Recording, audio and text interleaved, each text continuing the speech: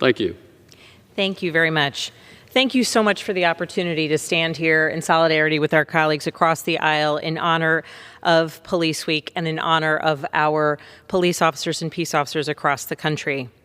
I rise today to remember the remarkable lives of two Virginia State Police officers, one from our district in Midlothian and one from nearby New Kent County. They were both killed in the line of duty. On August 12, 2017, Lieutenant Jay Cullen and Trooper Pilot Burke M.M. Bates were not responding to any ordinary call. Instead, they were flying via helicopter to an event that became infamous as one of the darkest days in modern Virginia history.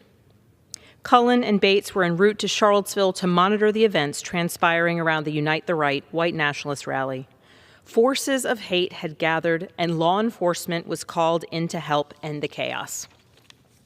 After police had canceled the event as an unlawful assembly, Cullen and Bates were instructed to assist their fellow officers. They were to circle over Charlottesville, and their mission was to provide surveillance of the violence, restore order, and help the community end the nightmare that had transpired.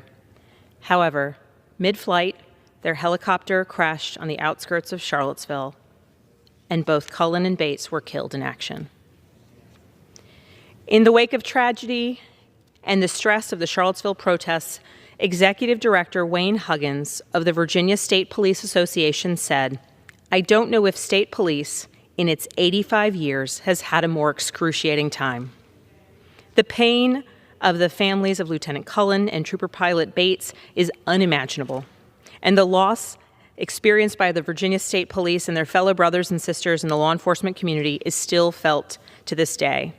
This National Police Week, we remember the brave and dedicated service of Lieutenant Cullen and Trooper Pilot Bates. They died in an effort to protect their fellow Virginians, and their sacrifice will always be remembered."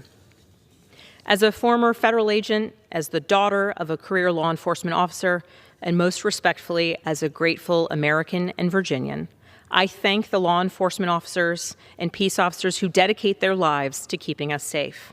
This week and every week, we stand with our law enforcement officers, and we will never forget those who laid down their lives for their neighbors. I yield back. I'm sure I want to thank my colleague from Virginia, and just know that our condolences go to those two officers' families, those heroes that you lost this last year. So thank you. God bless them.